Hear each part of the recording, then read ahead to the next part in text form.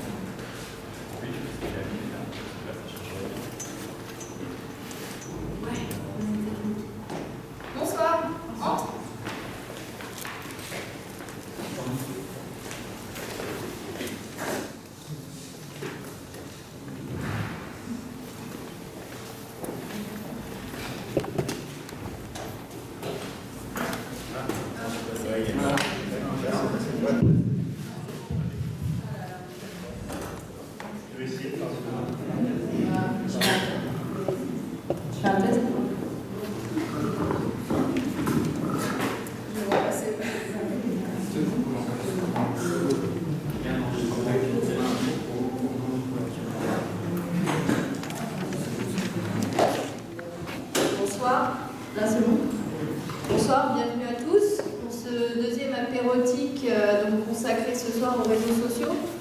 Donc comment ça va se passer la soirée? Donc il y a des différents intervenants qui vont vous parler des réseaux sociaux suivant différents angles. On va voir ensemble tout le long de la soirée. Après vous allez à tout moment pouvoir intervenir et débattre comme la première fois pour celles et ceux qui étaient là.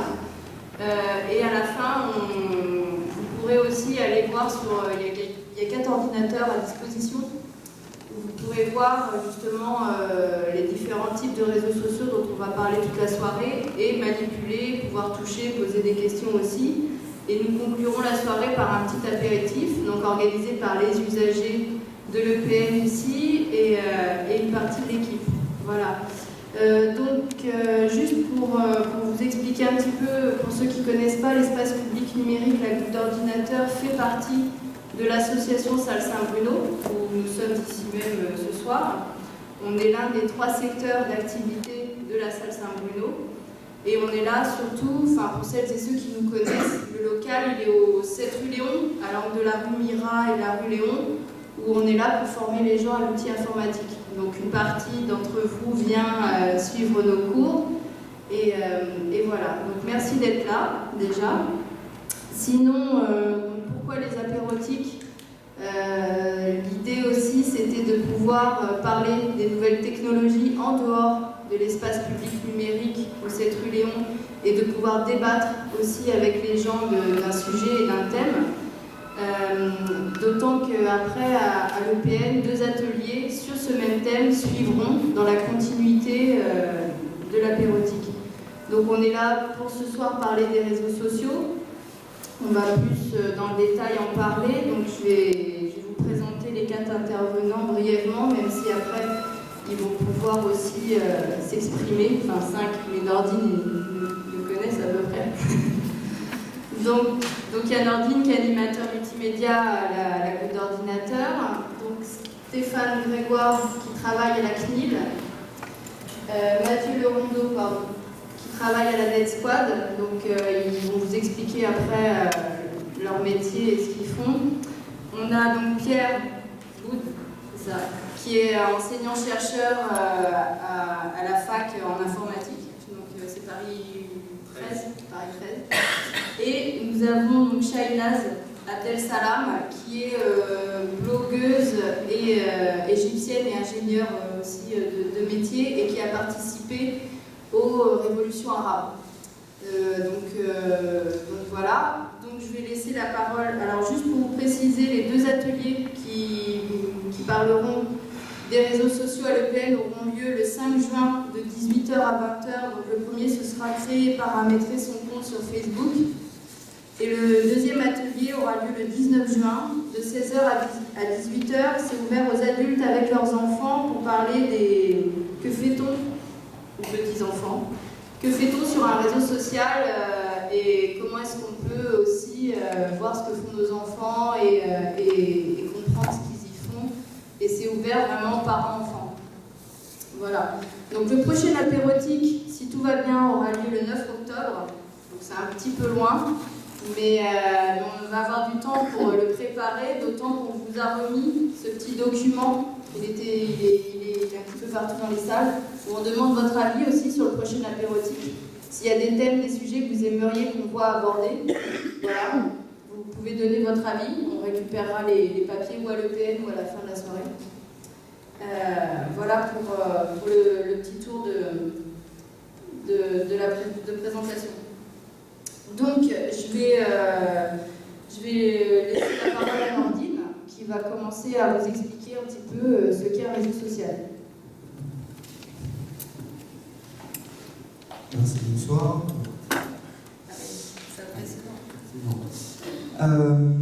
Alors, première chose, pour essayer de comprendre rapidement ce que c'est qu'un réseau social en informatique en général et sur Internet en particulier, c'est aussi important de comprendre ce que c'est qu'un réseau social tout court.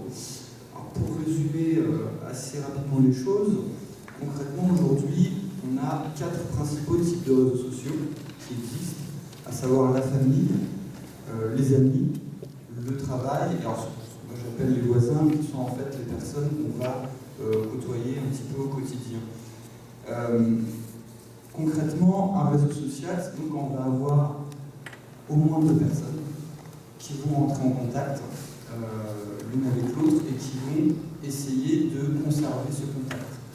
Alors ce qui est intéressant, c'est que 2 personnes à elles seules en réalité ne constituent pas un réseau social, parce que est-ce que ça pourrait constituer un réseau social, c'est assez difficile à dire, mais en revanche, ce qui est intéressant, c'est qu'à partir du moment où 2 personnes se rencontrent, elles entretiennent un contact quelconque, cette rencontre-là va avoir une incidence sur les autres personnes qu'elles côtoient chacune de leur côté.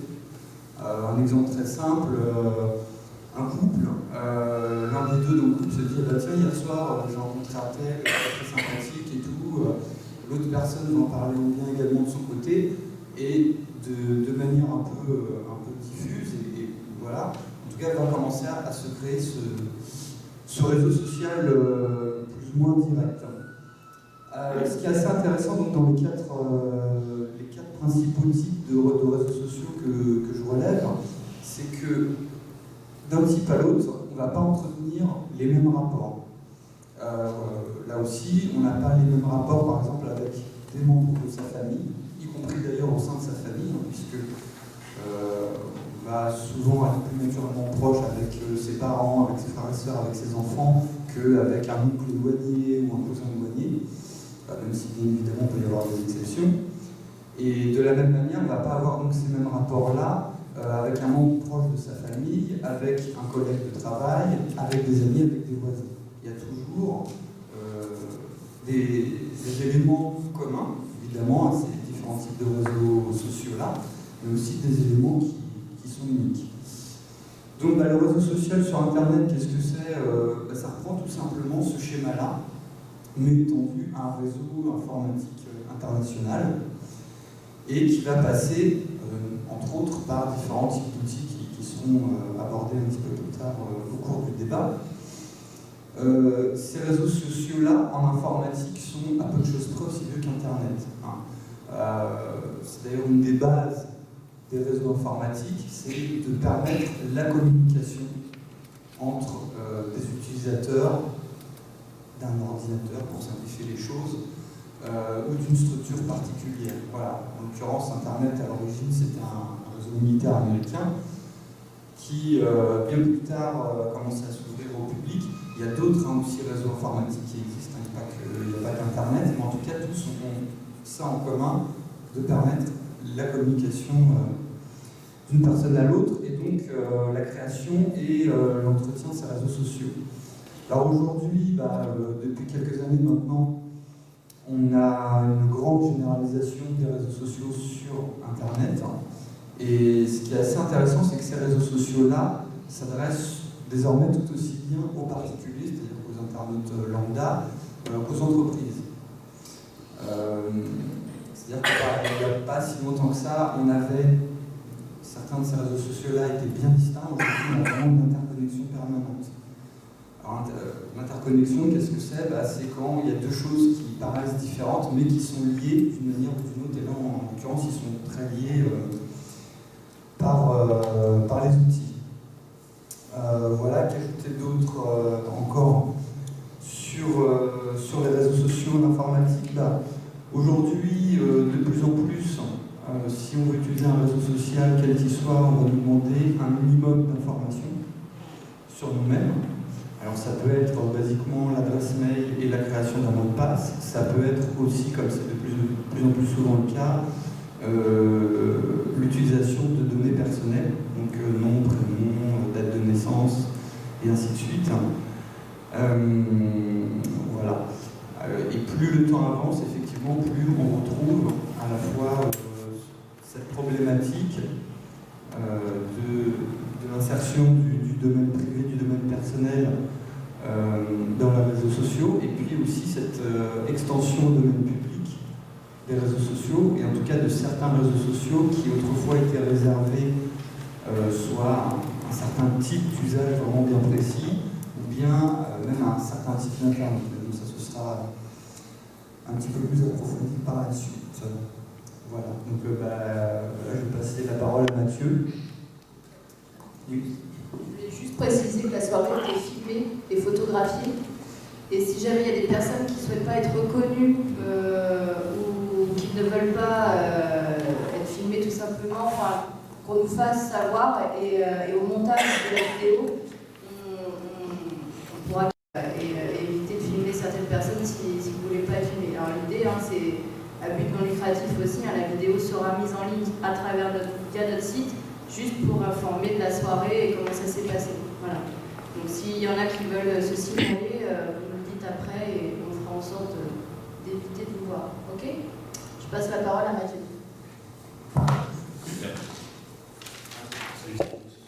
Oui, non. Oui.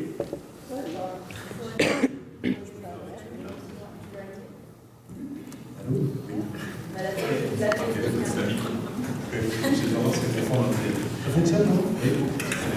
Bonjour, je m'appelle Mathieu, je suis un voisin déjà. Je suis dans votre réseau social, je suis un des fondateurs d'une agence de communication qui travaille beaucoup sur Internet et sur les réseaux sociaux en particulier, donc c'est mon métier. Et puis accessoirement, je donne un cours à Sciences Po sur justement le pouvoir que le numérique, Internet, au sens le plus large possible, et en particulier les réseaux sociaux, donnent aux gens dans leur vie quotidienne et par rapport aux institutions notamment avec lesquelles je peux être amené à travailler. Ce que je me proposais de faire, c'était de vous faire un rapide survol d'abord de qu'est-ce qu'un réseau social. Alors, Martine a commencé à donner pas mal d'indices. Déjà, peut-être la première, c'est souvent intéressant de commencer par là parce qu'on ne sait jamais trop à qui on parle. Qui, au fond, a un compte sur Facebook dans la salle? Vous voulez lever la main? Ok, une petite dizaine. Vous avez deux comptes? Ça arrive. Toi, t'as deux comptes, pardon. Et sur d'autres réseaux sociaux, peut-être moins classiques, je ne sais pas, Viadeo, LinkedIn, Twitter, voilà, vous êtes là aussi. Et Foursquare. Bon, je me suis rendu compte, chemin faisant, que j'avais oublié d'en parler, mais ce sera intéressant de venir. Bref, on en entend parler tous les jours. Vous avez vu que, voilà, vous avez là un petit dessin qui montre autant de logos au fond qu'il y avait encore il y a 6 mois de médias sociaux, c'est-à-dire au fond d'applications qui ont pour objet de vous faciliter la prise de parole sur Internet et de vous faciliter la mise en relation avec les autres personnes. Aujourd'hui, ces médias sociaux, c'est l'application dominante du web qui, pour la résumer disons, vraiment en 2 mots, ces applications ont pour principal objet, de vous permettre, sans connaissance technique aucune, sinon celle de savoir allumer un ordinateur et lancer un navigateur, ce qui n'est pas nul, sans connaissance technique spécifique, eh bien, de pouvoir parler avec une audience théoriquement illimitée, et d'autre part, de vous mettre en relation, c'est-à-dire de pousser ces informations auprès des personnes eh bien, qui l'auront choisi ou avec lesquelles vous êtes précisément en relation dans votre réseau social. Alors je dis une audience potentiellement illimitée, on parle de plus de 2 milliards d'internautes, ça fait une audience assez considérable pour votre blog, si vous en avez un. On verra qu'évidemment, bref, on doit forger son audience et c'est souvent par cercle concentrique, entre guillemets, qu'on rencontre ces publics. Je voulais signaler 2 formes, disons, de réseaux sociaux, tels qu'on va les décrire et venir, on va rentrer un peu plus dans le concret, chemin faisant. Les 2 formes de réseaux sociaux qui sont symbolisées par ce petit graphe. D'une part, il y a des réseaux sociaux, au fond, qui sont ceux de l'intimité, et qui sont faits principalement pour reporter sur Internet l'espèce de réseau social dont Nordine parlait tout à l'heure, qui nous est naturel à tous, c'est-à-dire celui de nos relations, des gens que vous connaissez, de vos voisins, de vos amis, des gens de votre famille, quelquefois des gens avec lesquels vous travaillez. Et ça, on pourrait le résumer par... ça peut être, par exemple, les gens que vous inviteriez à votre mariage, par exemple. Voilà. Donc tous ces gens-là, vous êtes susceptibles d'être en relation, on le verra tout à l'heure, avec eux sur, typiquement, Facebook. La relation est souvent, et le plus souvent, symétrique, c'est-à-dire que si vous suivez ces gens-là, il y a de fortes à parier ou à penser qu'ils vont vous suivre en retour. Et à côté de ça, les réseaux sociaux, il y a un autre type de réseaux sociaux qui se cale non pas sur votre réseau social, c'est-à-dire sur le réseau de vos connaissances, mais plutôt sur le réseau des sujets qui vous intéressent, où là la relation n'est pas symétrique et vous pouvez choisir de vous abonner simplement, un peu comme sur un blog, aux mises à jour, aux publications et aux actualités finalement des uns et des autres. Au risque de... Enfin voilà, je reviendrai au risque de poursuivre un peu et de confondre un peu les deux, je veux creuser encore un petit peu la distinction entre ce que j'appelle les médias sociaux, c'est-à-dire tous ces outils qui vous permettent de prendre la parole sur Internet, et les réseaux sociaux. Dans la grande famille des médias sociaux rentrent les forums. Je mettais les logos de Doctissimo, de Comment ça marche, de Magic Maman, etc. Vous les connaissez tous si vous utilisez régulièrement Internet. Il y a les blogs, WordPress, Typepad, Blogger, qui sont autant de plateformes. Il y a des services de partage, que vous connaissez également certainement. Ça peut être YouTube, Flickr pour les photos. Et puis il y a les réseaux sociaux, précisément, qui figurent là-bas, donc qui sont ces plateformes de mise en relation, avec 3 logos que vous connaissez peut-être pour les avoir croisés ou en avoir entendu parler. Celui de Facebook, qui est ce réseau social, a priori, disons, du premier cercle, ou en tout cas sur lequel vous allez interagir avec les gens le plus souvent que vous connaissez. LinkedIn, qui a une fonction principalement de réseau social professionnel, de mise en relation avec des gens qui seraient susceptibles de vous employer ou de vous acheter ou de vous vendre encore des services. Et encore Twitter, qui, on va revenir là-dessus, est lui un réseau beaucoup plus ouvert.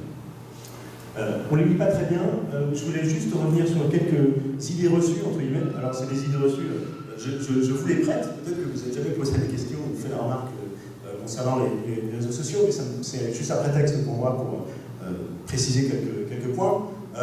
Première idée reçue, supposée en tout cas, c'est que c'est juste une mode et que ça passera vite. Aujourd'hui, je disais, l'utilisation des réseaux sociaux est devenue un usage dominant, disons, du web, et c'est par ce canal, plutôt que par tout autre, et par Facebook en particulier, qui est très dominant, que se font la plupart des mises en relation, des interactions, en particulier chez les jeunes utilisateurs. Aujourd'hui, on se demande où les gens vont trouver tout ce temps, mais aux États-Unis, on passe plus, certaines catégories de population, en tout cas les utilisateurs les plus réguliers, passent plus de 3 heures par jour sur Facebook. Il faut comprendre que c'est un usage qui devient concurrent finalement de celui par exemple de la télévision.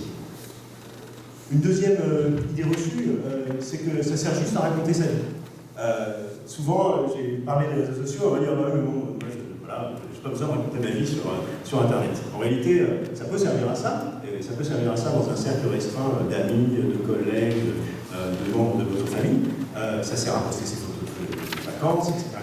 Mais ça sert aussi à plein d'autres choses, à trouver un emploi, à rendre compte de l'actualité dans son quartier ou dans son environnement proche.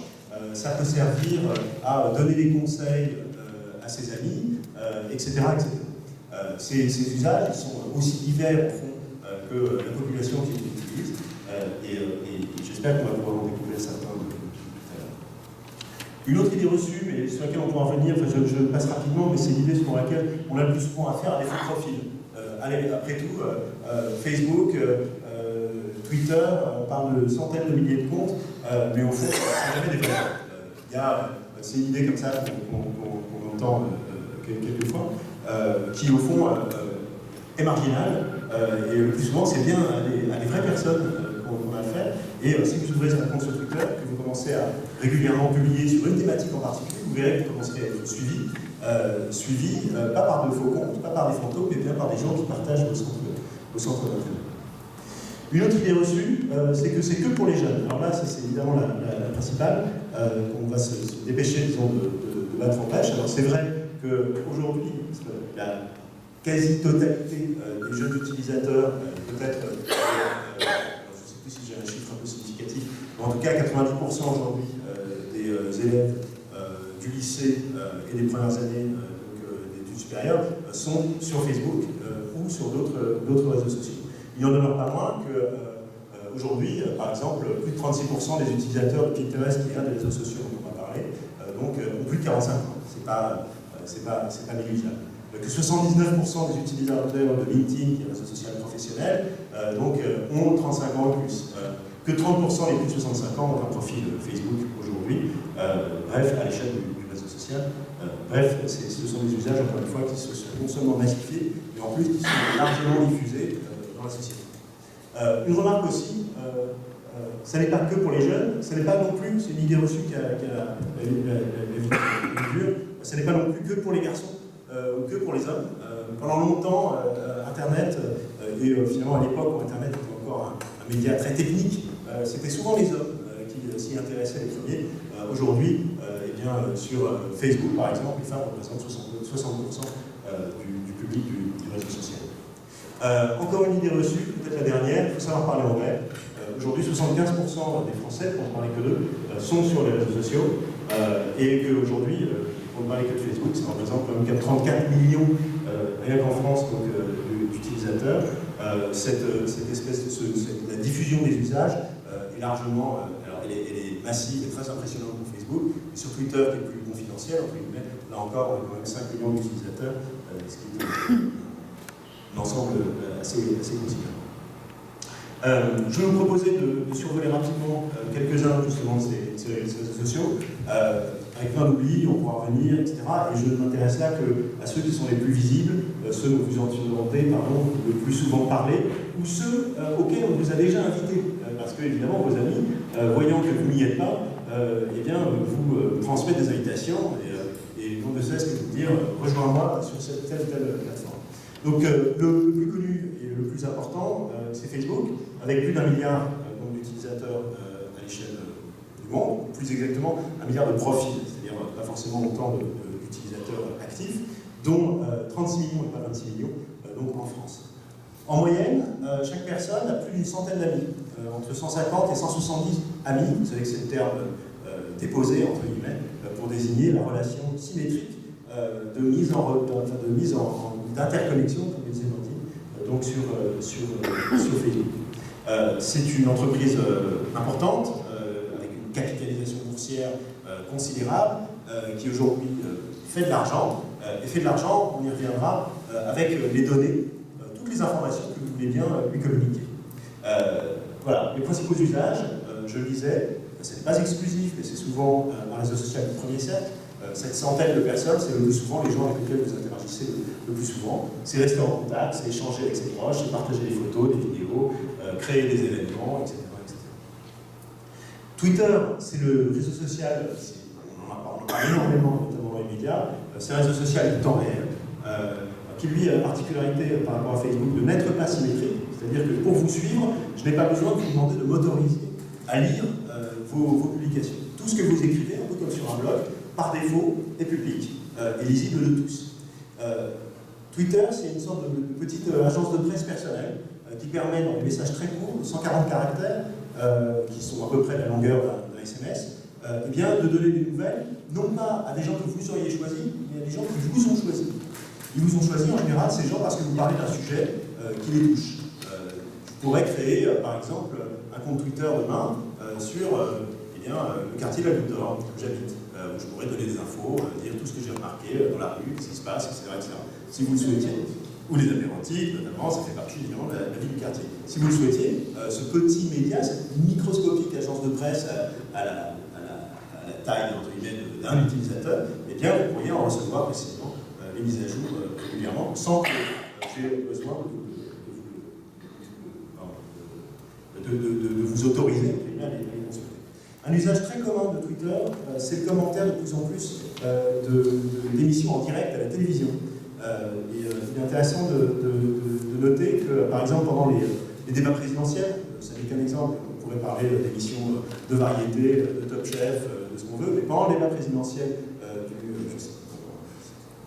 26 avril, je crois, enfin en tout cas le deuxième débat présidentiel, il y avait jusqu'à 8500 commentaires à la minute qui étaient postés sur Twitter en lien avec l'émission, qui commentaient en temps réel ce que François Hollande et Nicolas Sarkozy échangeaient pendant l'émission. Bref, c'est un lieu où on peut aussi échanger, discuter comme sur un grand chat collectif. LinkedIn, c'est comme Viadeo, certains d'entre vous en ont certainement entendu parler aussi. Viadeo, LinkedIn, ce sont ce qu'on appelle des réseaux sociaux professionnels, j'en parlais tout à l'heure. LinkedIn, c'est le plus important aujourd'hui. Il a été créé en 2003, et c'est au fond, à l'origine, une sorte de banque de CV sur laquelle vous allez publier votre expérience, que sais-je, vos études, etc. Et qui a pour principale fonction de vous permettre de rentrer en contact avec, je le disais, le potentiel client, le recruteur, etc. Et pour parler très rapidement et passer ensuite la parole donc sur d'autres noms que vous avez peut-être déjà entendu parler, je mentionnerai quand même Pinterest, qui est précisément un peu comme Twitter d'une certaine manière, un réseau social basé sur les intérêts, et pas sur le réseau social de personnes se connaissant, mais qui lui est très visuel et je dirais permet de véhiculer et d'échanger principalement des images. Instagram, vous avez peut-être entendu parler aussi, il a fait l'actualité notamment parce qu'il a été racheté par des sommes folles par Facebook, et qui est un réseau social, lui, plutôt de personne à personne, qui permet de partager des photos, et qui ne fonctionne que là-dessus, et dont l'utilisation est intimement liée au téléphone mobile. Et puis enfin, le dernier né s'appelle Vine, et c'est là encore intimement lié à l'utilisation du téléphone mobile, qui est un petit réseau social qui permet de partager de très courtes vidéos. Quand je dis très courtes vidéos, on parle de vidéos de 6 secondes qui tournent en boucle. Ça peut paraître être un format complètement incroyable, on se demande ce qu'on peut faire avec des vidéos de 6 secondes, et pourtant, il y a beaucoup d'usages qui, tout comme les médias se sont appropriés, les politiques, etc., se sont appropriés, les 140 caractères de Twitter qui paraissaient un peu courts pour transmettre véritablement de l'information, il y a des gens qui font des choses assez étonnantes avec les 6 secondes que leur offre. Est-ce qu'il y a des questions? Vas-y, Ariane. Non, c'est bon. Je pense en tout cas. LinkedIn, combien de personnes trouvent un emploi temporaire? Oui, oui, c'est ça. Effectivement, aujourd'hui, je crois que une stat qui est sortie, c'est 5% à peu près des gens qui sont présents, qui ont trouvé leur job par ce canal. Donc c'est assez faible. Job, travail, oui, non, alors leur travail, mettons. En tout cas, par exemple, une distinction.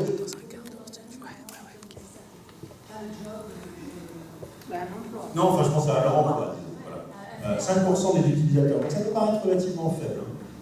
En revanche, il faut être conscient qu'il y a une forme de surreprésentation, évidemment, de l'utilisation de ce réseau social dans certaines professions. Lorsque vous êtes ingénieur, par exemple, vous avez, je ne sais plus, 60% de chances d'avoir été contacté pour la première fois par ce canal. Donc, il y a évidemment une grande disparité d'usage, mais c'est, disons, aujourd'hui, disons que les gens qui s'occupe de ressources humaines s'intéresse beaucoup à ce outil. À travers les exemples que vous avez présentés, on voit une explosion du nombre de réseaux sociaux spécialisés, d'une certaine manière, ou qui ont des technologies un peu différentes. C'est presque antinomique de l'idée de réseau social. Comment vous voyez l'évolution à terme entre des réseaux spécialisés et des réseaux plus unifiés? C'est une grosse question. Oui, alors, tout à fait. Oui. Je vais te laisser répondre juste après.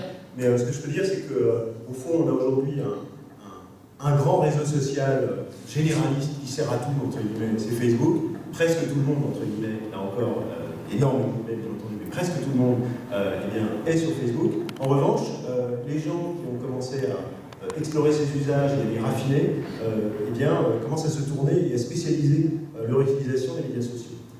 Dans le même temps, dans le temps où les usages de Facebook commencent à, disons, plafonner ou se stabiliser, c'est-à-dire que Facebook ne se développe plus à la même vitesse qu'il se développait autrefois, dans ce même temps, les gens acquièrent ou adoptent de nouveaux médias sociaux et qui, eux, effectivement, sont plutôt spécialisés. Alors, personnellement, mais c'est un avis personnel, je pense que, alors, il y a une technologie, disons, ou une pratique de réseaux sociaux qui s'appelle la fédération, qui va permettre en utilisant son réseau social, mettons Facebook, de recevoir des informations d'amis qui ne sont pas sur Facebook, mais sur un autre réseau social. Cette fédération, elle a commencé à se mettre en place sur des réseaux sociaux alternatifs, en utilisant Facebook et Twitter et d'autres réseaux, et en utilisant des parties de programmes mis à disposition par Facebook. Et au moment où cette fédération a commencé à se développer, Facebook a changé un petit peu les règles du jeu et la fédération ne fonctionne plus. Quand on arrive à la refaire fonctionner, c'est à nouveau pour un certain temps. Donc on est là face à une situation typique de problème de réglementation, d'interopérabilité. Donc sans doute que vous avez abordé cette question au moment du logiciel libre, mais c'est au moment de la discussion sur le logiciel libre, mais c'est vraiment une question qui est, je pense, à terme, une question qui ne sera réglée que par des pouvoirs publics. Ça ne peut pas être un acteur privé qui fixe entièrement les règles du jeu, de la construction, de la manière d'interopérer entre les différents réseaux sociaux. Voilà. Mais ça, c'est un avis relativement personnel ce soir. Oui, je développerai peut-être un peu plus tard. On va donner la parole à Stéphane, qui travaille à la CNIL. Il va nous expliquer ce qu'est la CNIL aussi.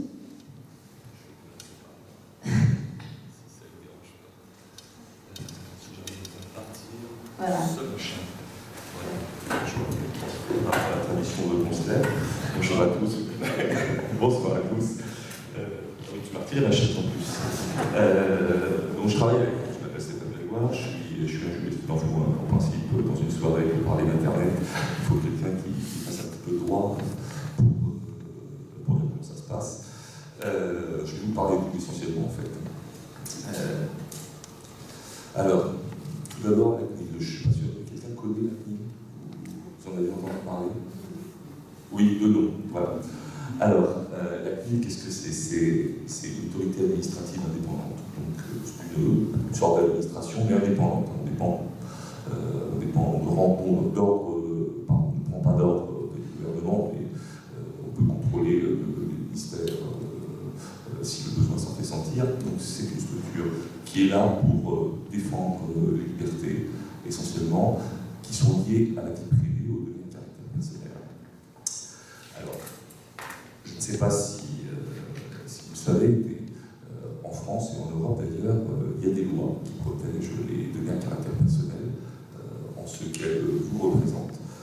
En France, il y a des lois de 1978. Alors, je vais essayer de ne pas vous faire un cours de droit parce que ça va être très très vite assommant et vous risquez de m'en vouloir. Mais juste pour vous dire ce que sont les données personnelles, parce que dans l'univers informatique, dans l'univers numérique, il y en a maintenant de plus en plus. Alors, on a coutume de dire que c'est devenu le pétrole de l'Internet, la publicité que vous recevez sur les pages des sites web,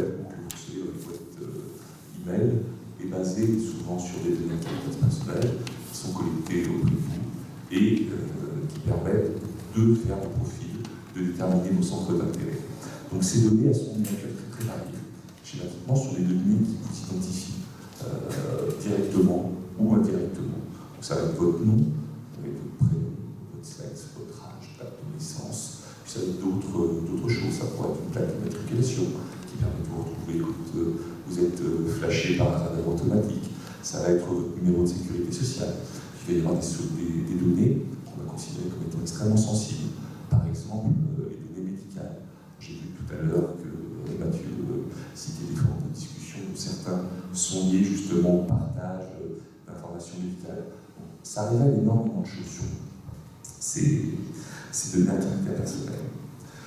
Alors, pour les protéger, on dispose d'un certain nombre de droits. La CNIL est là pour vous les faire connaître, pour les protéger également, et puis le cas échéant pour contrôler. Alors on contrôle, je crois qu'on doit diligenter 450 contrôles par an. Ça peut être des contrôles qui viennent viser des établissements bancaires pour voir ce qu'ils font, des données qui sont collectées auprès de vous, mais ça peut être aussi tout simplement la caméra qui enregistre votre image quand vous entrez dans la boulangerie, parce que votre image est aussi une donnée de caractère personnel. Donc le cas échéant peut être amené aussi à sanctionner une prononce ou des avertissements, ou alors on peut demander aux entreprises ou aux administrations de faire en sorte d'être respectueuses des droits des personnes. Les données à caractère personnel, je vous dis ce que c'était. Ces données-là, elles sont traitées. Donc ce qu'on appelle un traitement, schématiquement, c'est la collecte, l'utilisation, l'enregistrement, la diffusion. Donc tout ce qui sert à faire tourner ces machines. Et puis le responsable du traitement, c'est celui qui décide de traiter ces données. Donc il va les collecter auprès de vous. Ça peut être une banque, ça peut être aussi un ministère, ça peut être la police, quand il y a des fichiers de police, toutes ces sortes de choses qui sont dans le quotidien.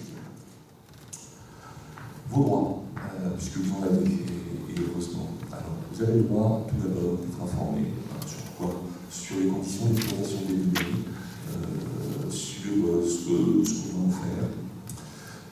Alors généralement, dans le cas des réseaux sociaux, puisqu'on parle de réseaux sociaux, ça va se trouver dans les conditions générales d'utilisation. Alors je ne sais pas si vous les avez lus, rares sont les gens qui lisent les conditions générales d'utilisation.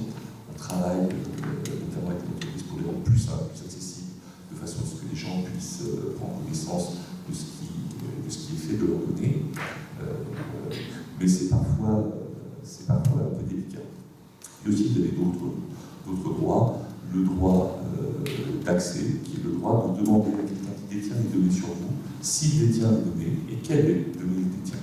Donc de façon à savoir si vous êtes fiché par quelqu'un, dans quelles conditions, pour quels usages.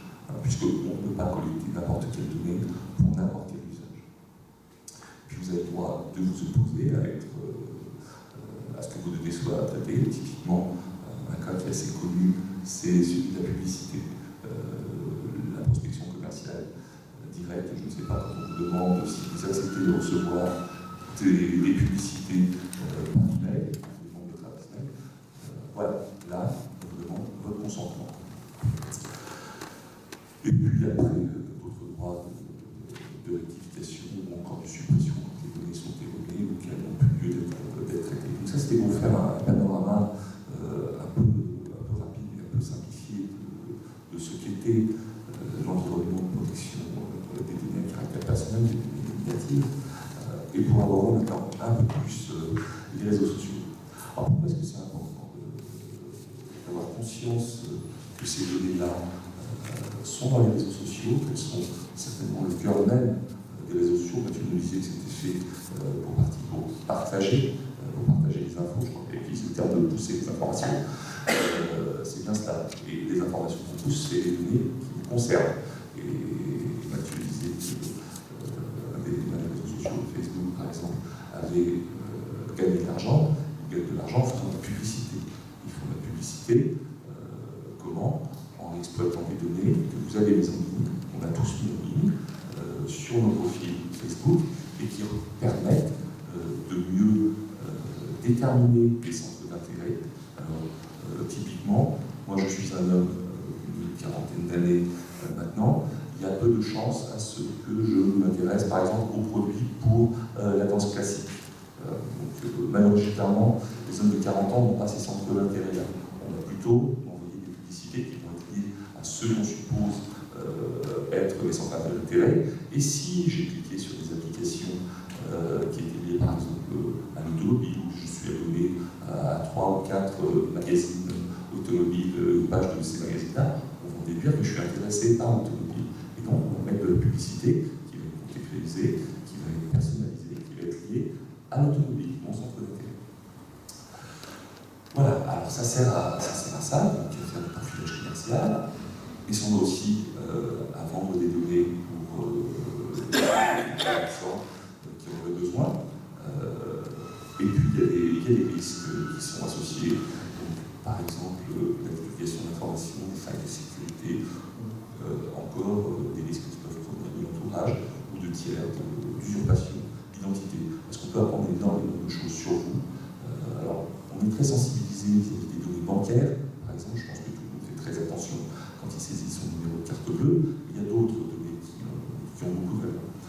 Alors, voilà, pour vous dire quelques mots de pourquoi quels sont ces risques et quel est cet environnement des réseaux sociaux. Maintenant, une question que j'ai entendue qui était liée, il semble que c'est Norman qui en a parlé, à la vie privée et à la vie publique et à la frontière. Et je pense que ce point-là est particulièrement important parce que on a été de longue date habitué à gérer notre vie privée, à ne pas s'exprimer de la même façon quand on est en famille ou quand on est dans la rue, quand on est au café ou quand on est dans une réunion d'amis. Et sur Internet, il y a parfois une confusion. Les gens pensent que ce qu'ils disent derrière leur clavier ou derrière leur écran, plus exactement, n'est pas forcément connu de tout le monde. C'est vrai, c'est pas forcément connu de tout le monde. Là, tu me disais qu'on avait une audience potentielle de 2 milliards d'habitants, mais ça suppose aussi d'avoir conscience de à qui on parle, de ce que l'on dit sur ces profils, des informations qu'on dévoile sur soi, parce que vous n'avez pas forcément envie de me raconter l'intégralité de votre vie, que je connaisse l'identité de vos petits-enfants, de vos enfants, de savoir si vous souffrez d'une maladie ou pas, que j'ai connaissance de votre emploi du temps ou de votre travail. Donc, ces réseaux sociaux, me semble-t-il, il faut clairement prendre conscience qu'ils font partie d'un lieu. C'est pas un lieu qui n'existe pas, c'est plus virtuel. Ce sont des lieux sociaux, ce sont des lieux de vie. On y partage des tonnes d'informations et ils ont des natures qui sont, alors là c'est le juriste qui va reprendre le dessus, qui sont à la fois un peu privées et un peu publiques. Et la frontière entre les deux, entre ce qui est ma vie privée et ma vie publique, n'est pas toujours évidente à déterminer. Et pourtant, il faut à la fois être conscient et se donner les moyens, me semble-t-il, de réussir à compartimenter dans certains cas et à contrôler ce que l'on fait. Et ça, c'est essentiel. Parce que ça peut avoir des conséquences. Alors, ça peut avoir des conséquences pour vous, ça peut aussi avoir des conséquences pour les autres. Ça peut avoir des conséquences pour vous. Je pense qu'on a tous vu ça à la télévision ou ailleurs, des salariés qui ont été licenciés, par exemple, parce qu'ils avaient posté des propos assez désobligeants à l'égard de leur employeur, et il se trouve qu'ils avaient des collègues qui étaient dans leur réseau social et qui se sont émus de ça et ont rapporté ces propos. Et patatrac, licenciement. Donc ça a été jugé pas très loin d'ici, à Bourgogne, je crois que c'était en 2010. Et les cas ne sont pas si rares que ça, parce que les gens n'ont pas forcément fait la part des choses entre ce qui est de l'ordre du privé et ce qui est de l'ordre du public. Et ils se sont exprimés d'une façon indue. Puis ça a peur aussi des conséquences pour les autres, parce que si vous postez des photos de moi dans une position ridicule, imaginez ma chaise casse, je me retrouve les 4 fers en l'air, totalement ridicule, et monsieur qui est en train de filmer va extraire cette photo et va la mettre sur son blog en se moquant de ce pauvre Stéphane Grégoire qui ne tient même pas assis. Et moi je ne vais peut-être pas forcément apprécier particulièrement ça, donc vous pouvez ridiculiser alors que je suis venu vous parler ce soir. Et donc des vraies conséquences. Des vraies conséquences dans le vie.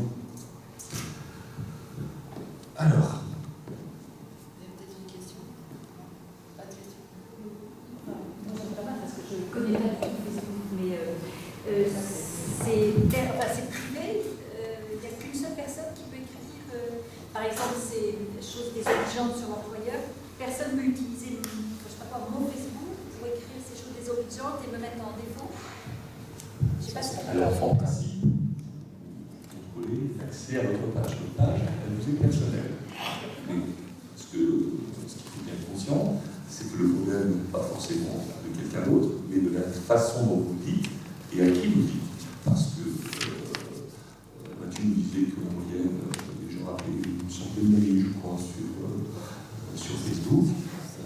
Les ados, ils en ont environ 210, je crois, suivant les derniers sondages. Et dans ces 110 amis, il y a des chances qu'il y ait des gens qui ne soient pas des amis proches de vous, à qui vous ne diriez pas la même chose et à qui vous ne diriez peut-être pas du mal de votre employeur. Je crois que vous êtes en train de dire, c'est pas du tout ce que je veux dire. Est-ce que quelqu'un d'autre peut écrire sur ma page Facebook? C'est possible. C'est possible. C'est possible à condition que, alors je ne suis pas forcément très technique hein, sur ces choses-là, mais à condition que vous l'ayez autorisé à poster sur votre page. C'est sous ces conditions-là.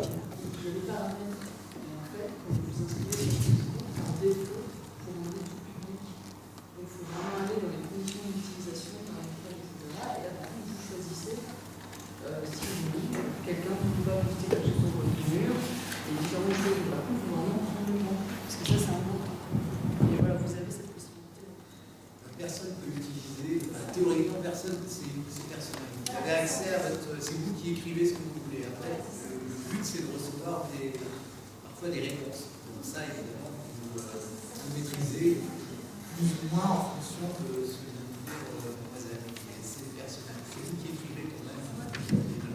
Bien entendu, si vous faites voler votre mot de passe, quelqu'un d'autre écrira sur votre Facebook. Si c'est ça votre question. Oui. Oui. Donc il y a trois possibilités. Il y a la possibilité que vous ouvriez à une personne extérieure en conscience la possibilité d'écrire, de mettre un commentaire sous un message par exemple, et cette personne commente sous un message public quelque chose que vous avez envoyé de manière privée. Par exemple, donc elle va répondre à la conversation, elle va faire référence à la conversation privée dans un endroit public, sans maîtriser le fait de rendre public. Et là, ce sera visible. Il y a la possibilité que vous fassiez voler votre compte Facebook, en fait, votre mot de passe, ou qu'elle fasse une intrusion par votre mot de passe, par votre faute, ou encore la possibilité que Facebook soit mal programmé, ce qui est arrivé régulièrement ces dernières années, qu'on trouve une faille qui me permette, par exemple, d'aller écrire sur votre compte Facebook. Ça arrive. Quelqu'un prend la photo de quelqu'un, d'une personne, il fait un profil qui va aller son profil, mais ça aussi, ça arrive. D'autant que. Hein? On n'a pas entendu. Non, j'ai dit en fait, si quelqu'un prend une photo, votre photo par exemple, il fait un profil comme si c'était vous, et voilà, mais c'est quelqu'un d'autre. Voilà. Ça aussi, ça arrive. Et d'autant aussi, juste brièvement, que les paramétrages, notamment sur Facebook, ne sont pas du tout simples à utiliser. Et c'est pour ça aussi qu'on a cet atelier, parce que c'est vraiment c'est assez compliqué en fait. Il y a des choses contradictoires dans tous les paramétrages, donc parfois on y passe beaucoup de temps.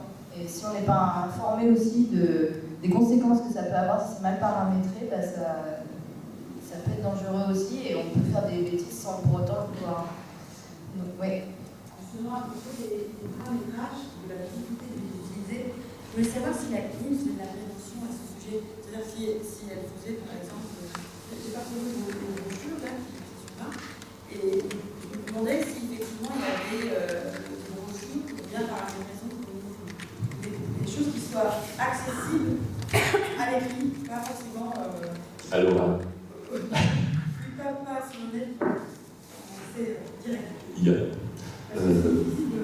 Alors, si vous permettez, je vais juste répondre en ajoutant un petit peu à ce que vient de dire Pierre, pour dire que les usurpations d'identité sont interdites par les conditions générales d'utilisation d'à peu près tous les réseaux sociaux, relèvent maintenant du droit pénal, puisque le fait de se faire passer pour quelqu'un d'autre est maintenant semble-t-il, s'enchaîner depuis, c'est 2012, la loi sur la sécurité intérieure.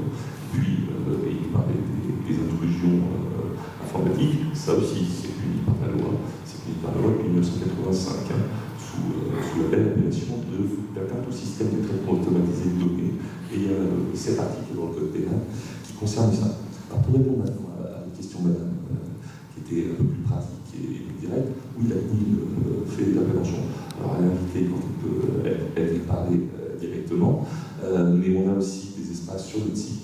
Donc, on a un site internet comme tout le monde, www.ecnil.fr, sur lequel vous allez avoir des tutoriels vidéo pour paramétrer son compte, pour sécuriser l'accès à son smartphone, pour préserver, pour utiliser des paramétrages et des niveaux de paramétrage qui sont plus protecteurs de votre vie privée sur différents outils. Alors, on va le faire avec la mesure de nos moyens, on ne peut pas le faire pour chacun des services de réseaux sociaux qui existent sur Internet, mais pour les plus gros, on le fait. Puis on a aussi la destination des jeunes, des pages spéciales, parce qu'on a une attention particulière pour le jeune public. Je suis désolé, il n'y a pas forcément beaucoup d'enfants, mais sur les apprentissages, on apprend aux enfants à traverser la rue, et c'est aussi la responsabilité probablement des parents de les apprendre à utiliser Internet et à utiliser tous ces outils. Alors parfois ils sont effectivement en avance sur nous, mais à ce moment-là, c'est peut-être à eux aussi de nous passer un peu de savoir qui sont acquis. Alors pour en revenir au conseil, parce que je crois que c'est l'essentiel, la meilleure personne pour protéger sa vie privée, c'est quand même vous, c'est quand même moi, c'est en réfléchissant à ce qu'on va dire et à ce qu'on va faire avec les données, aux données qu'on va partager, avec qui, de quelle façon, pour quelle finalité, et puis après il y a des petits trucs, utiliser par exemple un pseudonyme si vous ne voulez pas être trop visible, c'est possible pour parler, ça ne veut pas dire qu'on ne pourra pas vous identifier si jamais des procédures judiciaires qui sont lancées, mais vous ne serez pas visible de la même façon. Paramétrer son compte évidemment, et apprendre à le paramétrer, donc ça suppose de prendre un petit peu de temps pour bien comprendre que entre un profil qui est entièrement ouvert, qui est visible de tous, et un profil qui est totalement privé, c'est pas du tout la même chose, c'est pas le même niveau de visibilité, c'est pas les mêmes conséquences non plus. Vous pouvez aussi créer des listes de contacts, parce que vous pouvez avoir une liste avec des amis qui sont des amis proches, ceux que vous trouvez le samedi soir parce qu'ils viennent à la maison. Vous pouvez avoir aussi une liste de collègues, vous pouvez avoir une liste de famille, et on peut très bien mettre les photos du bain du petit dernier sur la liste de la famille, mais pas forcément avoir envie de montrer ses vacances à ses collègues.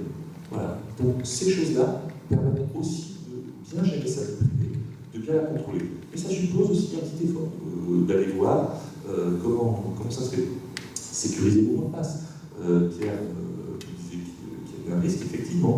Si vous utilisez le prénom mot de passe, il est évident que ce sera facile de rentrer dans votre compte Facebook ou un autre, et de poster des choses.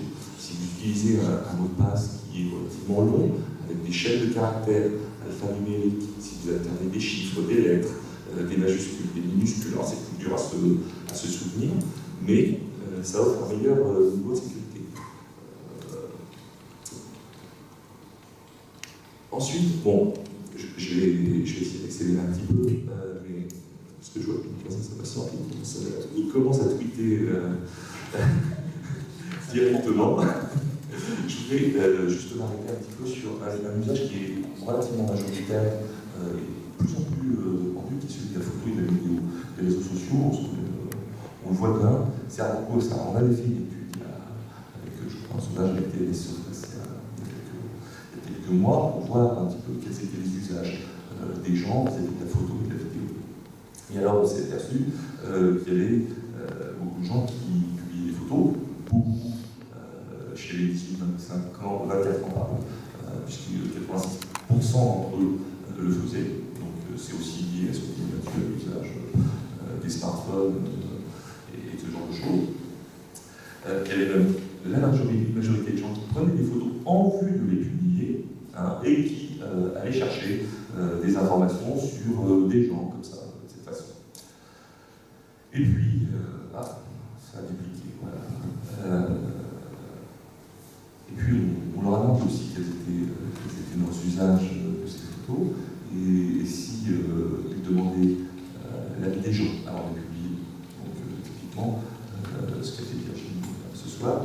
nous a demandé à tous notre accord ou notre opposition pour publier ces photos, eh bien, on a lu encore quelques chiffres dont certains sont un petit peu, non pas inquiétants, mais qui appellent une démarche de pédagogie, puisque, vous voyez, 44% des gens seulement demandent systématiquement l'accord pour publier des photos. Voilà. Et certains publient des photos pour se moquer d'autres personnes. Donc c'était l'exemple de ma chaise. Et alors ça paraît anecdotique comme ça, mais ça peut avoir des conséquences dramatiques. Il y a des gens qui le vivent extrêmement mal et qui sont gênés de se retrouver tagués à ce qu'on appelle des tags, c'est une identification. On rajoute votre nom sur une photo de façon à ce que tout le monde voit bien que c'est. Et on avait 27% des personnes qui disaient que des photos avaient des impacts négatifs sur leur vie. Donc ça avait dû se sentir gêné, ou ça avait eu des conséquences, peut-être parce qu'ils s'étaient retrouvés, je ne sais pas, en livre mort dans des fêtes, et que bien ça avait été publié, leurs parents, des jeunes, leurs parents s'en étaient perçus, ou ce genre de choses. Ou des futurs employeurs qui, effectivement, peuvent chercher des informations et tomber sur des choses qu'on n'a pas forcément envie de voir. Donc, quelques conseils sur ces usages de papier et vidéo, c'est d'adapter des photos en fonction de là où vous les publiez, de penser aussi, ce que je vous disais à propos des listes, de limiter l'accès des photos. Vous pouvez parfaitement vouloir que vos photos de famille soient limitées à la famille. Ce n'est pas forcément très compliqué, alors ça prend un peu de temps pour découvrir comment est-ce qu'on le fait, mais à coup de clic droit, généralement on arrive à trouver. Et puis avant de publier une photo, on réfléchit, mais c'est de la même façon. Que ce soit des données personnelles ou pas, il y a toujours un instant de réflexion avant de s'exprimer publiquement. Je pense que naturellement, on le fait tous quand on est dans une assemblée comme celle-ci, on contrôle sa prise de parole. On ne le fait pas forcément quand on est sur Internet, mais ça devrait devenir un réflexe. Demander l'autorisation de publier des photos, pas forcément taguer, demander aux gens si on veut des tags, s'ils veulent bien qu'on utilise des tags, supprimer, demander de supprimer les photos vulnérantes. Vous avez le droit de, ce que je disais au début, un droit d'accès, un droit d'opposition et de suppression. Donc vous pouvez l'exercer, y compris dans le cadre de ces réseaux sociaux. Et puis aussi, alors peut-être des outils plus de monde, on n'en a pas encore forcément parlé, mais les téléphones qui vont directement synchroniser toutes les photos que vous prenez avec des profils. Et donc vous vous retrouvez dans des situations où vous publiez automatiquement les photos sans même prendre le temps de réfléchir. Donc voilà, les quelques éléments dont je voulais vous parler, sans trop jargonner, sans trop faire de droit, mais essentiellement des bons conseils. Voilà, merci. Est-ce qu'il y a des questions? Oui, normalement. Le micro, mais ça ne va pas.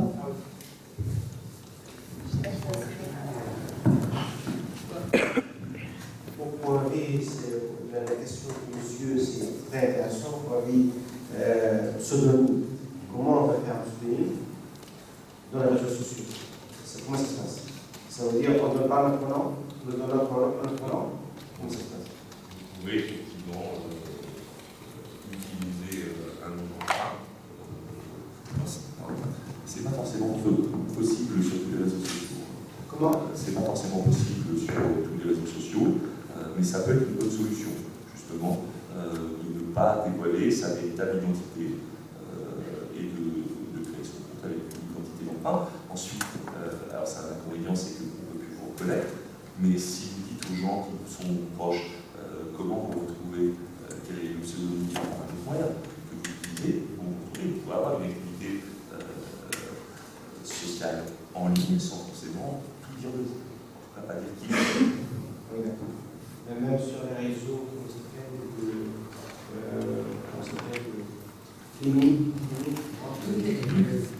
sur les réseaux professionnels, évidemment, c'est pas recommandé, puisque l'objet est évidemment rentré en contact avec les gens.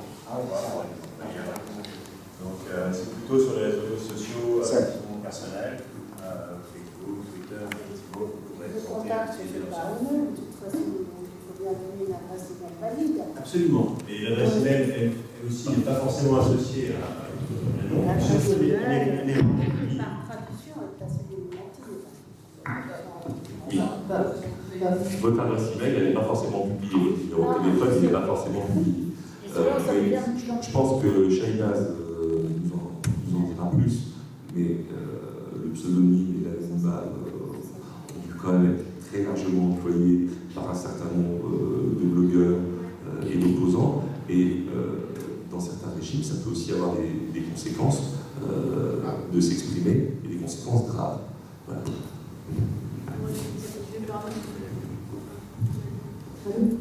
Je parlais des faits sur ça, oui, c'est vrai que oui, en Égypte, parce qu'on avait bien sûr un régime Moubarak, des policiers qui essaient toujours d'essayer de trouver les personnes qui sont en ligne, qui mettent des photos sur des manifestations, donc qui appellent les gens à se mobiliser. Donc voilà, oui, c'est vrai que c'était un peu essayer de trouver. Et c'était plus en Tunisie aussi, plus peu avancé. Chez nous, c'était pas très avancé parce qu'ils n'avaient pas l'argent, ils n'ont pas payé beaucoup pour trouver des outils de chercher, de trouver. Mais on était aussi, la plupart des blogueurs, on était des geeks. Ça veut dire que nous, on a réussi à trouver des outils libres, en fait, en open source, en ligne. On l'utilisait pour se cacher. Il y avait plusieurs façons de se cacher. Depuis, oui, on ne peut pas utiliser le nom. Après, il y a des outils pour cacher ton adresse IP, le changer à chaque fois. Donc, en fait, on a trouvé les moyens pour se cacher. L'adresse IP, c'est la plaque d'immatriculation sur Internet. Vous avez tout le temps une plaque d'immatriculation sur Internet. Oui, c'est ce que je pense. Oui.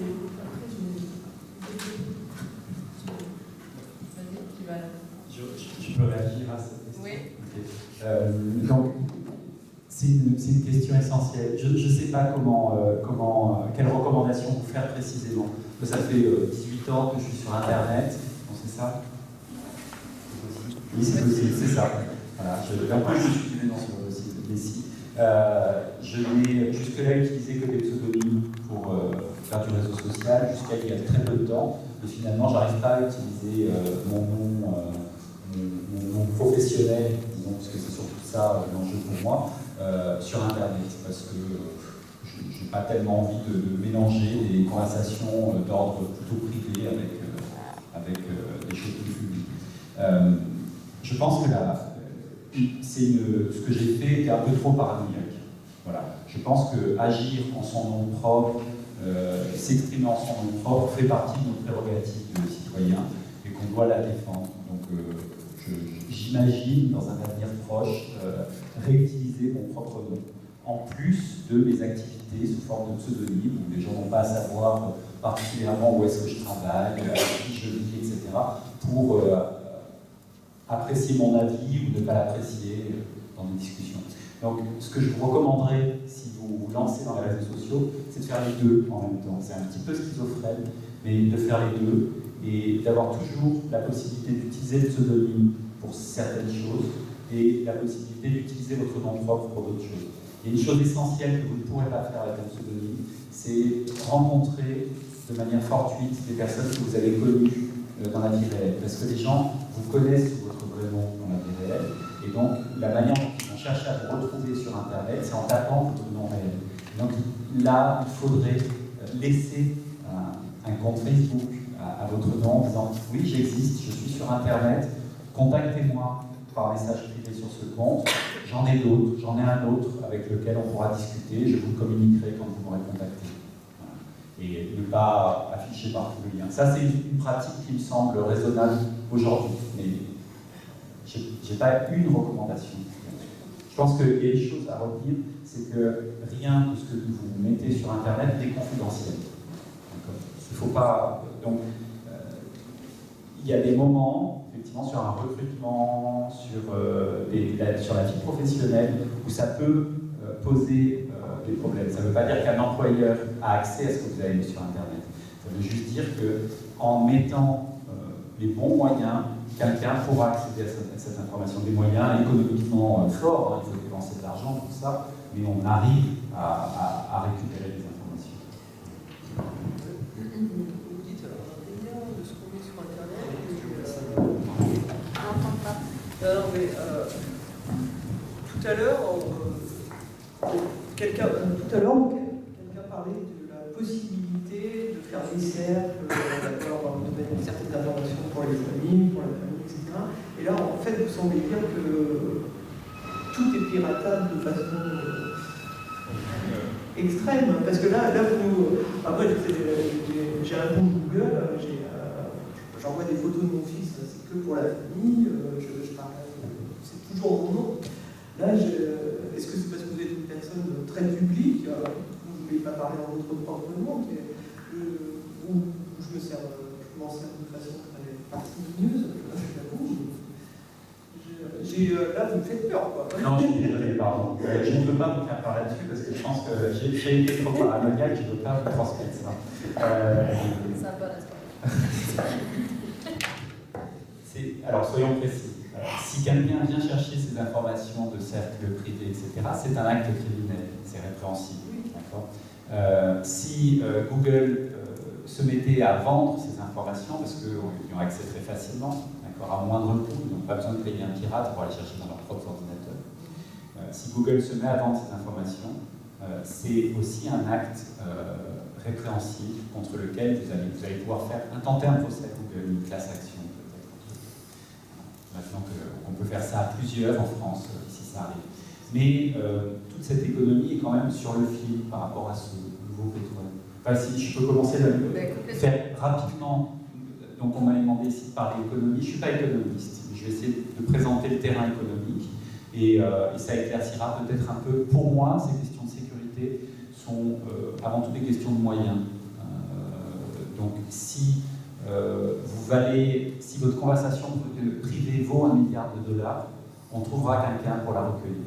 D'accord ? Si les photos de vos petits-enfants valent ça, on trouvera certainement quelqu'un sur Internet pour le faire, peut-être à moins cher. Après, qui a envie de dépenser, c'est la même chose pour vos conversations chez vous. D'accord ? Si on paye suffisamment cher, on a les micros chez vous ou chez moi, pourquoi faire ? Voilà, ça ne vaut pas ça, et pourquoi faire ? Donc, bon, sur l'économique, j'étais là pour parler un peu d'économie des réseaux sociaux. Donc, plus généralement, ce que je voulais faire rapidement pour avoir du temps pour la discussion, c'est parler de la période dans laquelle nous nous trouvons. Nous sommes dans une période d'innovation importante.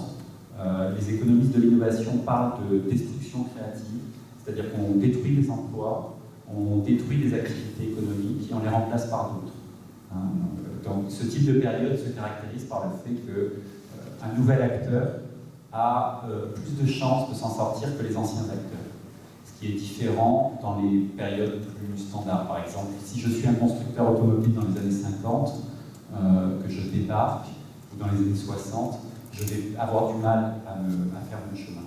Si je suis aujourd'hui une compagnie aérienne et que je me lance, ou dans les 10 dernières années, eh bien, j'ai beaucoup plus de chances de m'en sortir que la concurrence qui, elle, utilise un vieux système de réservation, a des milliers d'employés pour prendre des coups de fil et prendre des réservations sur les billets. Et moi, je vais arriver, je vais dire, ben non, j'ai pas tout ça. Je vais juste payer quelques ingénieurs qui vont construire un service web qui va permettre les réservations et je vais réduire mes coûts comme ça et les gens passeront par ma compagnie. Et ça va donner un EasyJet, ça va donner tous les low cost et c'est pas pour rien que le nom du site web est écrit sur les avions. Parce que c'est vraiment le site web qui vole dans cette histoire. Donc on est vraiment dans cette période où on est en train de changer tout un fonctionnement économique. Le numérique fait ça. Alors, il y a juste un doute actuellement qui traverse beaucoup l'esprit même des fans d'Internet, des grands défenseurs de la nouvelle économie, etc. Aux États-Unis notamment, il y a un débat. Normalement, on aurait dû créer beaucoup plus d'emplois que ça. Et ça ne s'est pas fait. Voilà. Il y a un déficit par rapport à la prévision des économistes de l'innovation, alors qui est prévu dans leur théorie, hein, je ne sais pas ma spécialité, mais dans leur théorie, effectivement, au moment de l'invention de l'automobile, les charretiers disparaissent. Aucun des gens qui fabriquaient donc des charrettes ne s'installe comme constructeur automobile, mais il émerge de nouveau. Il y a des constructeurs automobiles et les emplois sont créés là, et il y a une transformation. Donc il y a un moment où il y a de la destruction, puis d'un coup, toute l'innovation se concentre et crée de l'emploi. Et on devrait être, depuis un moment dans ce stade, on n'y est pas tout à fait. Alors, certains disent, oui, mais en fait, on a un nouveau pétrole. Stéphane en a parlé tout à l'heure. Ce nouveau pétrole, ce sont les données personnelles. Et c'est avec les données personnelles qu'on est en train de faire la nouvelle économie. Alors, pour le moment, ce qu'on a fait au niveau de cette destruction d'emplois, c'est qu'on a détruit des emplois intermédiaires et créé des emplois très qualifiés, un peu plus qu'il y en avait eu de détruits aussi, et des emplois non qualifiés. Mais la somme de ces emplois créés est inférieure aux emplois détruits. Alors qu'est-ce que sont les emplois qualifiés? Ce sont les ingénieurs qui vont travailler à faire tourner le site web de vente en ligne, par exemple. Et les emplois non qualifiés, ce sont les magasiniers qui vont préparer les commandes de nous qui auront acheté sur ce site web. Donc, ce nouveau pétrole là-dedans, à quoi est-ce qu'il correspond?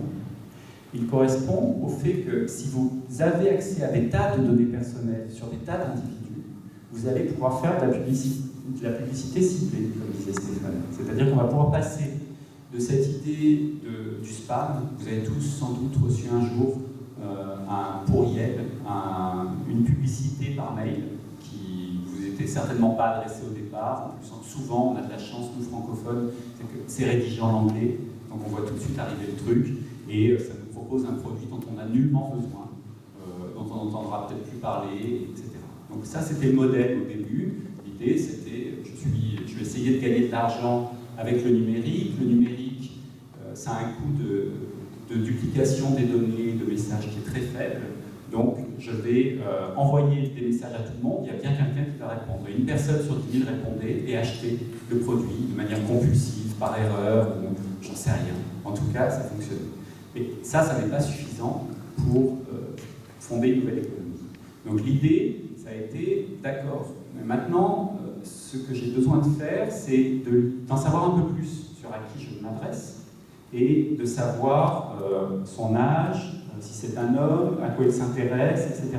Et puis, peut-être que je vais apprendre, en écoutant ces conversations de manière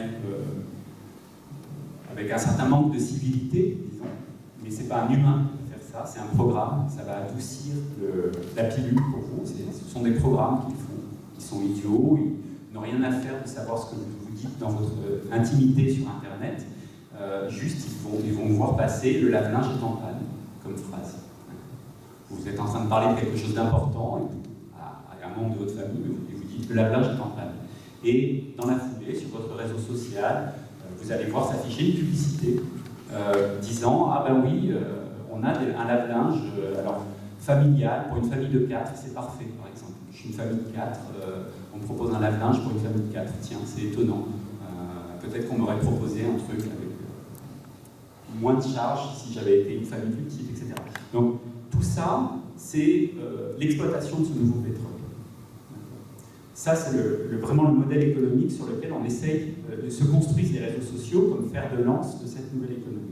Alors, bien entendu, j'espère qu'on verra de plus belles choses que juste de la publicité ciblée.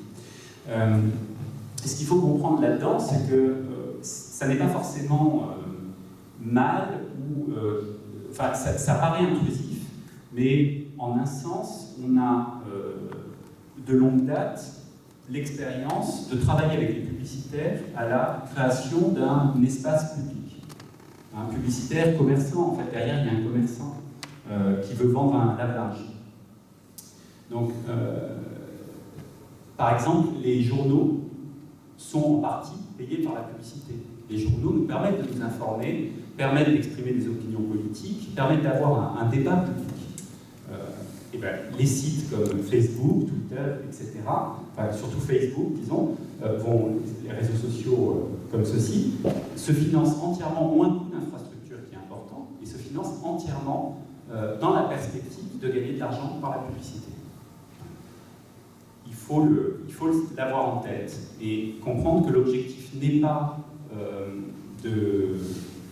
d'écouter vos conversations par-dessus votre épaule pour vous faire du tort, mais bien pour, a priori, juste vous proposer une publicité. Maintenant, est-ce qu'on accepte que l'espace public, le plus vieil espace public qu'on ait physiquement moyen de communication, c'est la rue. Hein, donc on pourrait penser à un réseau social comme une réinvention de la rue.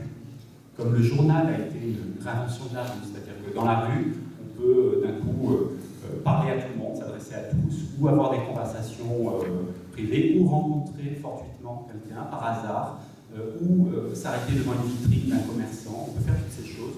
Sur Internet, c'est un peu la même chose. Donc, on a eu, il y a 2 siècles à peu près, la création d'un espace public, d'expression publique, avec les salons, les journaux, qui ont permis la naissance d'une opinion publique. En Europe, c'est comme ça que ça s'est fait, autour de la Révolution française, et enfin pour la France, en tout cas, c'est dans cette période. On a aujourd'hui la création de nouveaux espaces publics qui sont tout aussi tangibles que la rue, dans lesquels on se promène, on reçoit une information, on a une alliance avec les commerçants et les publicitaires pour faire vivre cet espace. La rue était entretenue et est toujours entretenue par des taxes qui sont levées notamment sur les commerces qui sont installés. La question, c'est comment on fait vivre ces choses-là ensemble. Et alors, on arrive à des tas de modèles différents. Je vais essayer de conclure vite. Vous connaissez tous bien que ça n'existe que pas énormément en France, mais ces zones commerciales qui sont des espaces purement privés, gérés par le propriétaire de l'espace commercial, dans lequel il y a des centaines de magasins, des grands centres commerciaux, qui sont des lieux de promenade pour les Américains, par exemple. On va faire les courses, mais aussi c'est leur rue. Ils n'ont pas de rue toujours dans lesquelles ils vont se croiser à pied, parce qu'ils ne vont pas faire leur démarche à pied. Leurs villes sont faites différemment des nôtres, différemment de Paris, où vous vivez dans un quartier dans lequel il y a une vie de quartier, une vie de rue. Mais eux vont prendre leur voiture, vont se croiser par hasard au centre commercial, et tout est organisé autour de ça. Un réseau social à la Facebook, c'est un petit peu ça. C'est financé par le commerce, et les gens peuvent se croiser. C'est aussi parce qu'il y a des conditions générales d'utilisation qui sont très particulières. C'est aussi quelque chose qu'on ne connaît absolument pas en Europe, mais qui sont ces villes privées. On parle de communautés gardées par un portail. Ces endroits où il y a des policiers privés, un règlement intérieur très particulier qui va expliquer ce qu'on a le droit de faire, ce qu'on n'a pas le droit de faire. Ça va peut-être vous rendre, si vous y vivez un jour, ou si vous vous y rendez, vous y vivrez sans doute jamais, moi non plus, mais si vous vous y rendez pour voir des gens que vous connaissez, peut-être qu'on aura tous cette expérience bizarre de ne plus savoir comment on fait pour traverser la rue. Ce dont tu parlais tout à l'heure, Stéphane, on apprend aux enfants à traverser parce qu'on sait le faire, parce qu'on en a l'expérience. Mais si on change complètement les règles pour rentrer dans un espace différent, on va avoir du mal à le faire aussi. Donc, pour moi, on est dans cette situation de plus trop savoir si on laisse complètement construire l'espace public par des acteurs privés ou si on en prend en charge une partie en disant mais ça fait partie de notre bien commun. La rue fait partie de notre bien commun et on doit organiser le réseau social un petit peu à cette façon. Voilà. Vous avez des questions peut-être? Oui. Quand tout tombe en panne, qu'est-ce qui se passe?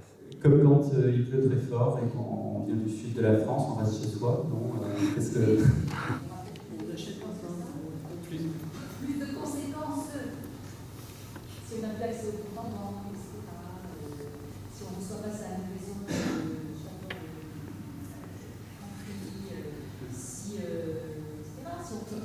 Par exemple, le principe d'économie basée sur le numérique par Internet et qu'on... D'ailleurs, il faut essayer, je ne sais pas ce qui se passe. Oui, enfin, en même temps. Il y a déjà eu des... Les cyberattaques et toutes ces attaques qu'on voit, ils peuvent complètement faire écrouler le système. Donc, c'est pas une question. Complètement tributaire de la machine.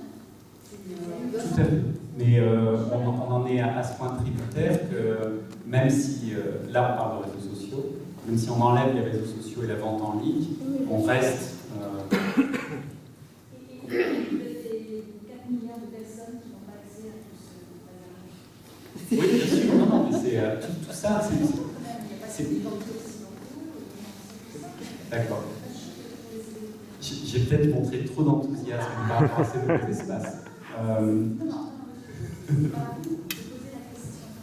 Qu'est-ce qui se passe les 4 milliards de personnes qui sont déjà un petit peu en retard? Alors, je pense que la question est exactement la même pour leur accès au logement, par exemple. Que fait-on pour la moitié de l'humanité qui n'a pas un logement décent? Oui, ou ne mange pas. Donc tout ça, bien sûr, si on décide qu'il y a une certaine forme de démocratie, une certaine forme d'action publique, on la défend, on milite, on devient des militants, et on se bat pour que tout le monde y ait accès, etc. Il n'y a pas d'alternative à cette chose-là. Ça ne va pas être fait gratuitement par une entreprise qui trouvera son compte économiquement. Ça, on ne peut pas loger tout le monde, par exemple. Il n'est pas une activité économiquement rentable pour un acteur privé. Alors, ce que je voulais dire, on est sur une planète où il y a déjà pas mal de divergences, et là, on est en train de prendre ces divergences exponentielles, sans parler d'un monde qui part en vrille, etc. Mais ça, c'est autre chose. Donc, on peut se poser un petit peu la question de savoir un petit peu les conséquences humaines de tout cela. Il n'y a pas que les conséquences commerciales, c'est bien des fois, mais aussi les humains sont Oui, complètement. Je suis assez d'accord, mais je n'ai pas de réponse à vous donner. Ça. Ouais, tu fais une bonne transition. Ouais. Vous avez comparé notre droit à rentrer dans le genre de réseaux sociaux où là on parlait du droit au logement. On ne peut pas faire du tout cette comparaison, puisqu'un droit au logement, les gens n'ont aucune possibilité pour, ne choisissent pas cette situation. Et là, cet accès à ces réseaux sociaux, on est tous responsables aussi d'y aller, de ne pas y aller, de contourner. Alors évidemment par des paramétrages, on peut aussi vivre en décalage avec ce système. On peut aussi l'utiliser, comme vous allez nous en parler, vraiment à bon escient, et ça sert pour des engagements. Et là, on parle aussi quand même de vie privée, où on a envie d'étaler beaucoup de choses, et on a le choix, il y a une responsabilité. Et c'est pas exactement la même chose que d'aller à un endroit au logement, enfin, c'est pas exactement la même liberté dont on parle. Oui, c'est moi qui parle de droit au logement, juste pour répondre à ce, je suis d'accord avec ce que vous venez de dire. Revenons 5000 ans en arrière, les villes étaient gérées différemment, le droit de s'installer en ville n'était pas forcément offert à tous. Au moment du début de la civilisation et du début des rues, en Mésopotamie, c'est des choses qui étaient aussi de la liberté de chacun, mais finalement pas tout à fait de la liberté de chacun. Et aujourd'hui, on est dans une situation où, en France par exemple, on peut raisonnablement faire le choix d'aller vivre en ville ou dans de la ville diffuse, enfin du pseudo-rural. Sauf éventuellement pour Paris, vu la taille des prix, mais enfin, ça reste un choix accepté. Oui, comme vous disiez, on a la liberté d'y être ou de ne pas y être. Ce sont des entreprises privées qui utilisent HTML et profils, qui exploitent effectivement des données à caractère personnel. Et c'est aussi sur la base d'un contrat, quand on va sur un réseau social, qu'on crée son compte, on accepte les conditions d'utilisation, on accepte un certain nombre de choses. Il y a du jeu de la même façon que quand on on rentre dans un certain nombre de lieux. Je suppose que cette salle qui nous accueille a aussi son règlement intérieur, que tout est bien. Voilà. Évidemment, vous ne pouvez pas après vous plaindre de certaines choses si vous il faut avoir une connaissance minimum. Il faut avoir une connaissance de son environnement, il faut aussi être vigilant, et c'est notre rôle sur la façon dont sont traitées ces données, dont elles sont utilisées. Néanmoins, ça reste des services qui sont ouverts pour l'essentiel tous, si vous le souhaitez. Et si vous souhaitez rester en marge, vous n'êtes pas obligé d'utiliser l'Internet, mais vous n'êtes pas plus obligé d'utiliser l'électricité, même si c'est plus compliqué. Alors peut-être effectivement que, vous dites, madame, vous disiez, il y a 4 milliards de personnes qui n'ont pas accès. Je ne suis pas sûr que l'accès à Internet ou aux réseaux sociaux soit exactement le vrai problème. Je pense que l'eau potable, l'alimentation, je crois que vous le disiez, sont de ce point de vue-là problématiques. Peut-être une question. Et après, Shaila va conclure et parler de son expérience aussi. C'est de l'utilisation de tous ces réseaux, par exemple, et de toutes les données personnelles que l'on collecte. Comment se fait-il qu'on ne soit pas averti en amont que, par exemple, nos données vont être utilisées? Alors, je sais qu'il y a des choses accessibles et c'est illisible. Oui. C'est juste illisible. Donc, comment aujourd'hui on réfléchit avec tous ces utilisations, des informations qui circulent sur Dropbox, Instagram. On apprend toujours après que nos données peuvent être détournées. Et ça, c'est un vrai souci quand même. Je trouve que si on était prévenu, mieux, je pense qu'on l'utiliserait. Si vous l'arrêtez, je ne suis pas sûr qu'on puisse dire les tableaux totalement détournés, qu'elles sont diffusées. Il y a des conditions d'utilisation, effectivement, qui sont parfois difficiles à lire. Mais c'est un peu le cas pour tout ce qui relève, malheureusement, du droit. Alors, je pense qu'il n'y a pas que les réseaux sociaux pour les contrats sont difficiles à lire. Ensuite, les données, elles ne sont pas partir comme ça, forcément, dans la nature, sans que vous le sachiez. Tout cela est prévu, c'est encadré. Nous veillons aussi à ce que ces données-là ne soient pas utilisées pour des finalités qui ne seraient pas légitimes, qui seraient proportionnées au but à atteindre. Comme vous le disiez tout à l'heure, on effectue un certain nombre de contrôles sur les pratiques des entreprises, des sites internet pour vérifier que vos données bancaires sont sécurisées suffisamment, qu'elles ne sont pas accessibles à des tiers, que les données qui relèvent, qui sont utilisées pour le marketing direct, ne sont pas diffusées à des tiers, et pour pas que vous soyez envahi de publicité. Donc tout cela est encadré, tout cela est contrôlé. C'est effectivement pas forcément facile de savoir où on met les pieds. Pour ça, je disais que c'est aussi un peu notre responsabilité à tous, individuellement, d'essayer de comprendre là où on va, de s'informer, on peut aussi en parler entre soi, partager des expériences. Il y a des efforts qui sont faits pour clarifier un certain nombre de politiques d'utilisation. Et on peut en parler après, tout à l'heure, autour du pôle et à l'apéro. Non, c'était juste pour laisser la parole à Shaila, qui est là, et je pense que son intervention va aussi montrer un autre moyen d'utiliser les réseaux sociaux, et notamment dans les pays où il n'y a pas forcément d'autres moyens d'expression. Donc, vas-y, Shaila. Shaila Sadresselam, je suis une blogueuse égyptienne. Voilà, j'ai commencé à bloguer depuis 2005. Au début, en fait, parce que à l'époque, il n'y avait pas vraiment une liberté d'expression partout. Et c'est le cas aujourd'hui, mais bon, on a pu plus prendre ça, on a forcé la société, bien sûr, à l'origine. Mais avant, il n'y avait pas ça. Et donc voilà, parler politique ou parler sur la société ou tout ce qui se passe, c'était vraiment tabou et on ne peut pas parler de ça. Moi, au début, j'ai fait un site web, parce que je suis ingénieur informatique, donc voilà, j'ai commencé un site web en 2003.